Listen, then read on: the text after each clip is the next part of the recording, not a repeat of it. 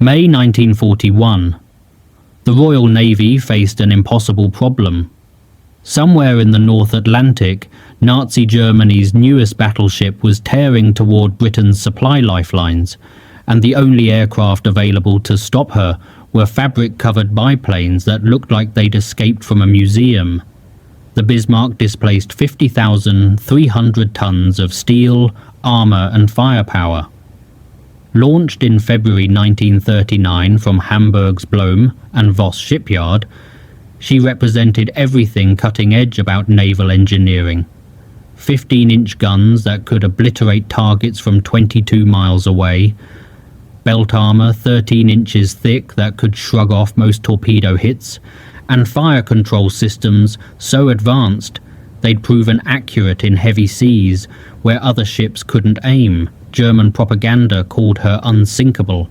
After what she'd just done to HMS Hood, the Royal Navy wasn't inclined to disagree. Against this floating fortress, the Fleet Air Arm could send the Fairey Swordfish, a biplane torpedo bomber whose design dated back to 1933.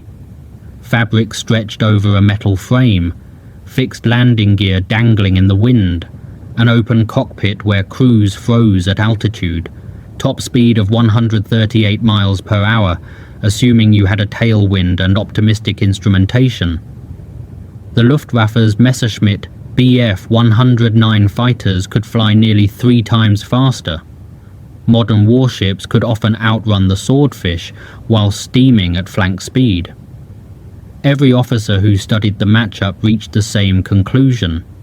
Sending Swordfish against Bismarck was effectively a death sentence for the aircrew.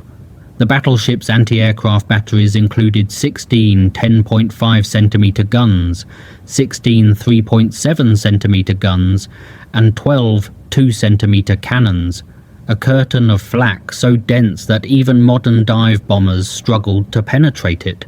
The Swordfish would have to fly low and slow through that hurricane of steel, close enough to drop torpedoes from under 1,000 yards to have any chance of hitting.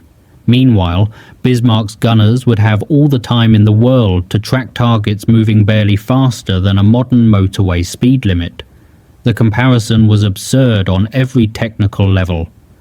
Bismarck represented 1939 German engineering at its apex.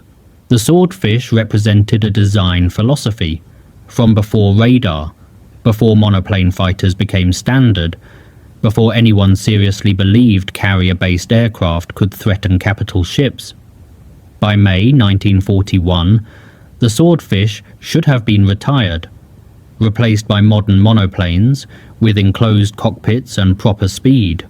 But Britain was fighting for survival with whatever weapons remained after Dunkirk, and sometimes survival means sending obsolete biplanes against invincible battleships. What nobody predicted, not the Admiralty, not the Kriegsmarine, not the Swordfish crews themselves, was that this technological mismatch would become one of naval aviation's greatest upset victories. The very obsolescence that made the Swordfish look hopeless would prove to be exactly what the situation required. Sometimes the oldest weapon in the arsenal turns out to be the right tool for an impossible job, but understanding why requires knowing both aircraft better than their specifications suggest. The Swordfish existed in 1941 because Britain couldn't afford to replace her. That's the uncomfortable truth behind the romantic stories. When the Fairey Aviation Company delivered the first production models to the Fleet Air Arm in July 1936, the design was already behind the times, but it was what the Admiralty budget could stretch to cover, while simultaneously rearming the entire Royal Navy. The specification that created the Swordfish dated back to 1933, when the Air Ministry issued requirement S-15/33 for a carrier-based torpedo bomber. Fairey's chief designer, Marcel Lobel, approached the problem with brutal pragmatism. Carrier operations demanded slow landing speeds for the short deck runs available on HMS Courageous and her sisters. Torpedo attacks required stable platforms for accurate drops. Budget restrictions meant using proven, inexpensive components rather than experimental technology. The solution was a biplane with a Bristol Pegasus engine, reliable, simple, and thoroughly outdated the moment it entered service. By 1940, when Spitfires were duelling Messerschmitts over Kent, the Admiralty knew the Swordfish needed replacing. The Fairey Albacore was supposed to do exactly that. An improved torpedo bomber with an enclosed cockpit, more powerful engine, and modern features. The Albacore entered squadron service in March 1940, and crews immediately recognized it as marginally better than the Swordfish, whilst being significantly more complicated to maintain and slower to produce. With German U-boats sinking merchant ships faster than Britain could replace them, the Admiralty needed numbers more than incremental improvements. Swordfish production continued. What nobody appreciated until combat forced the lesson was how the Swordfish's primitive design had accidentally created unique capabilities. The fabric covering and basic structure made battlefield repairs remarkably simple.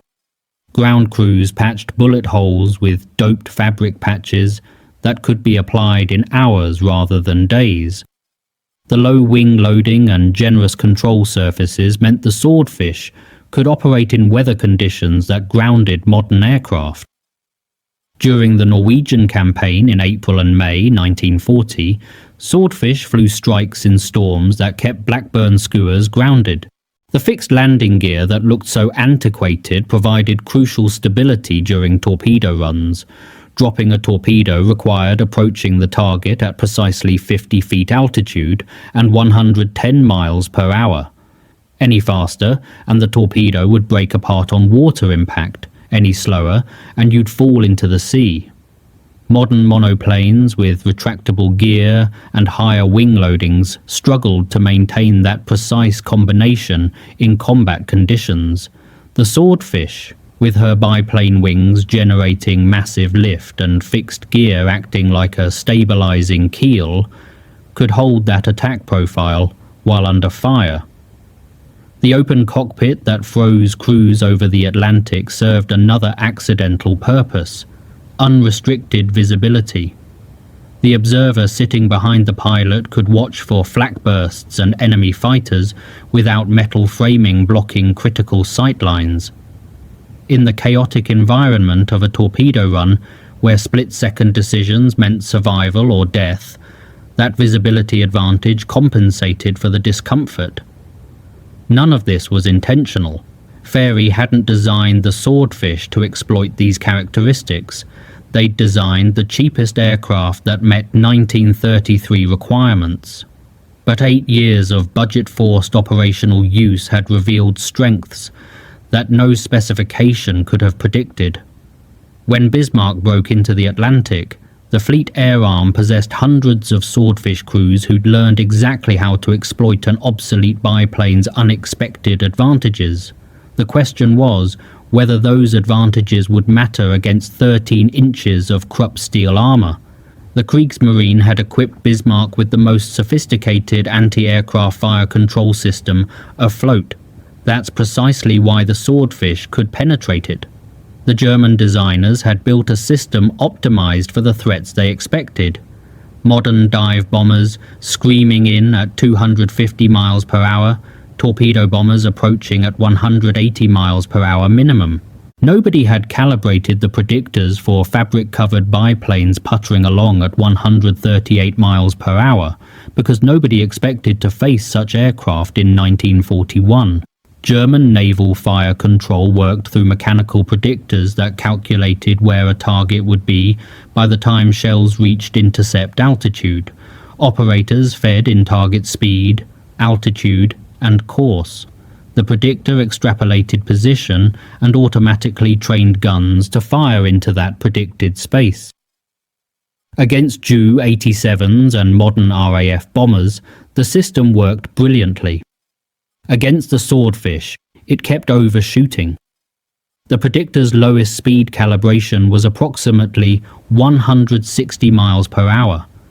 a reasonable assumption given that even obsolete aircraft like the Gloucester Gladiator cruised at 240 miles per hour.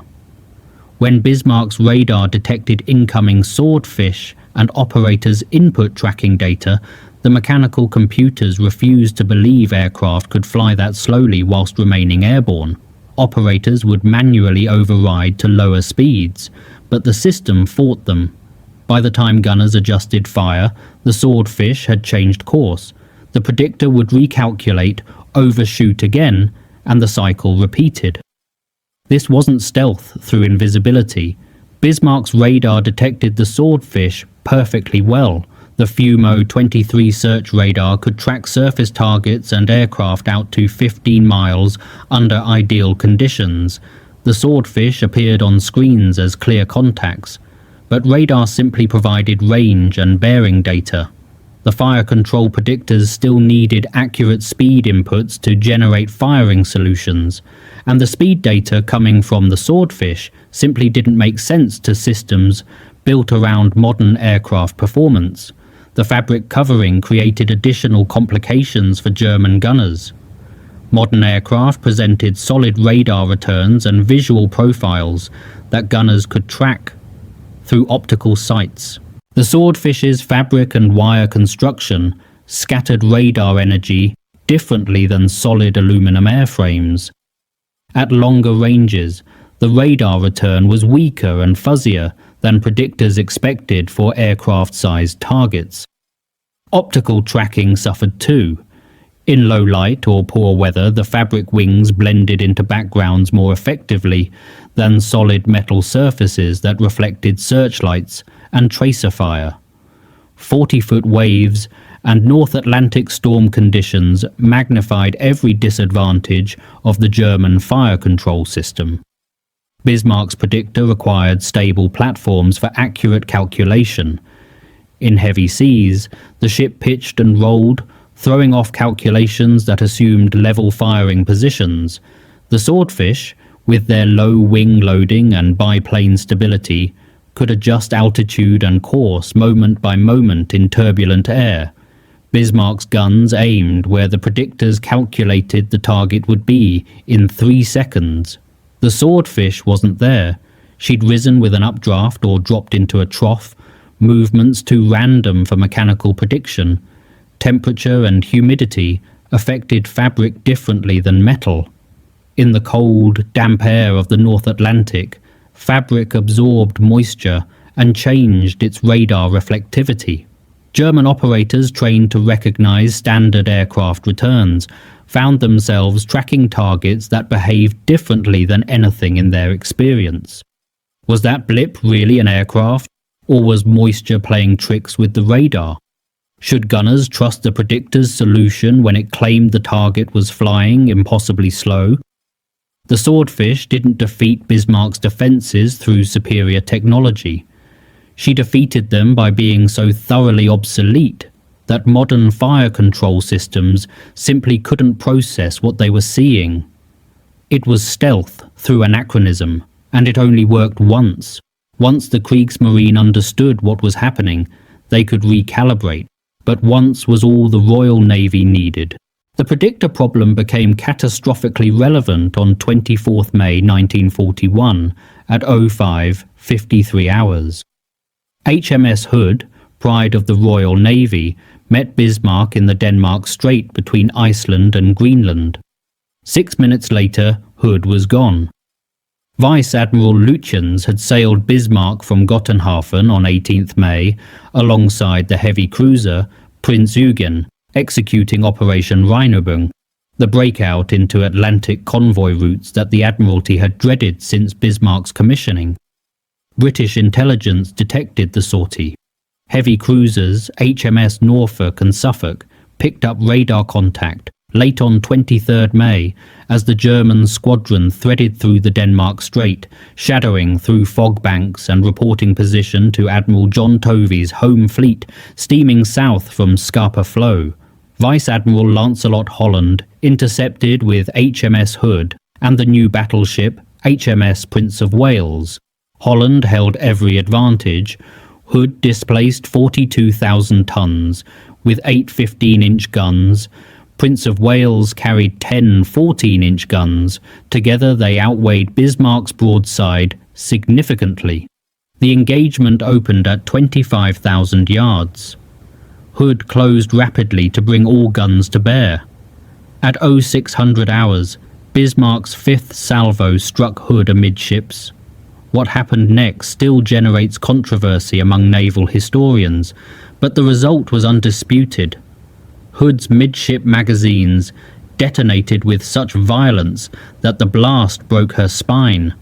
The bow and stern rose at angles, as the centre section simply ceased to exist. She sank in less than 3 minutes.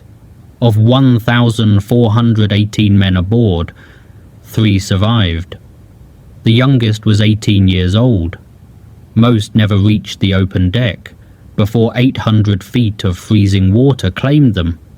Prince of Wales engaged alone, scoring 3 hits on Bismarck before German fire damaged her bridge and jammed several turrets. Captain John Leach broke off the action, trailing the German squadron whilst calling for reinforcements. The Royal Navy reeled from the catastrophe. Hood wasn't simply a ship. She'd been the symbol of British naval supremacy, the warship that showed the flag in every colonial port through the 1920s and 30s. Her loss stunned the Admiralty. The ease of her loss terrified them. Bismarck hadn't escaped unscathed. One of Prince of Wales's 14-inch shells had penetrated her hull forward, causing flooding and fuel contamination. Captain Ernst Lindemann reduced speed to manage the damage, but she remained combat effective, steaming toward the convoy routes with enough firepower to massacre any merchant escorts sent against her. Admiral Tovey mobilized everything: battleships King George V and Rodney, battle cruiser Renown, aircraft carriers Victorious and Ark Royal, a dozen cruisers, multiple destroyer flotillas. Force H steamed north from Gibraltar. Every available warship converged on the last known position. Then Bismarck vanished. Suffolk lost radar contact during a rain squall at 0300 hours on 25th May. The massive German battleship had simply disappeared into 3 million square miles of ocean. Tovey faced the nightmare scenario. Bismarck loose amongst convoy routes whilst running low on fuel himself. Every hour of searching brought his capital ships closer to empty bunkers, and Bismarck closer to the safety of Brest or Saint-Nazaire, where Luftwaffe air cover would make her untouchable.